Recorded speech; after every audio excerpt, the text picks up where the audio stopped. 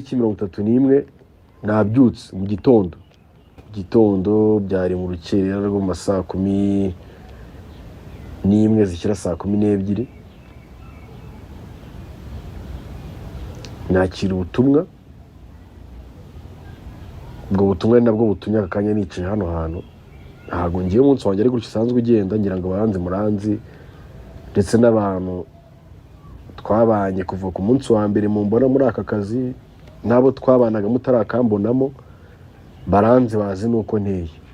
Hari ibintu ashobora kureka, hari n'ibintu ashobora kurenzaho, hari n'ibyo ndenzaho kugira ngo bigende. Uyu munsi kuri izi tariki 31 izi saha gicamunsi mpagaze hano mvuga ngo uyu muryango wa Miki na Aga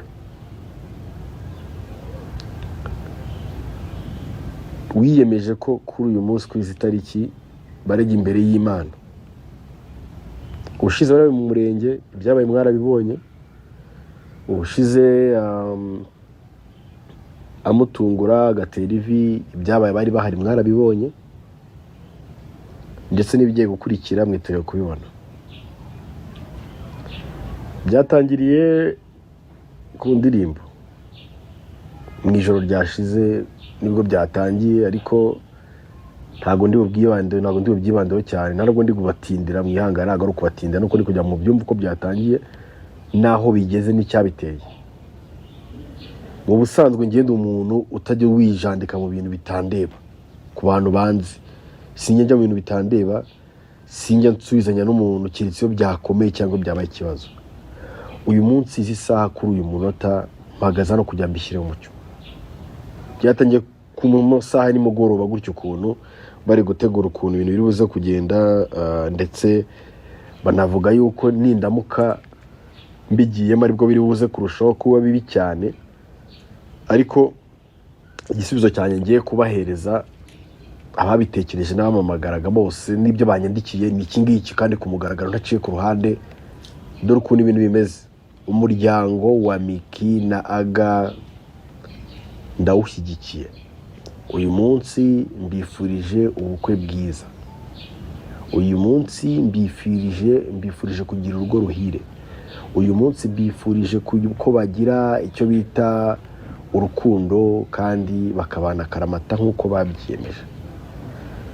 Uyu munota ngewe Capitaine Regis cyangwa director wa filme n'amaskits yanjye, nifurije umuryango w'umwe muri twebwe mu ruganda rwacu rwa sinema, umukobwa Jean Nasfiwe uzwi ku izina rya Miki, kugira urugo rwiza.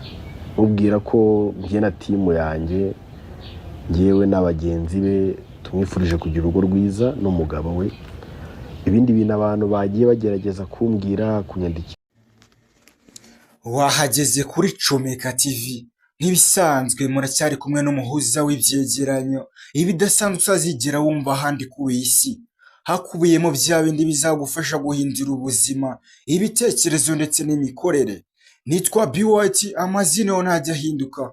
Wowe ukiri mushya kuri channel, gahunda no gukanda subscribe ndetse ugakora share, warangiza ugatanga igitekerezo binyuze aho handitse comment. Ikiganiro ni Today You Must Know.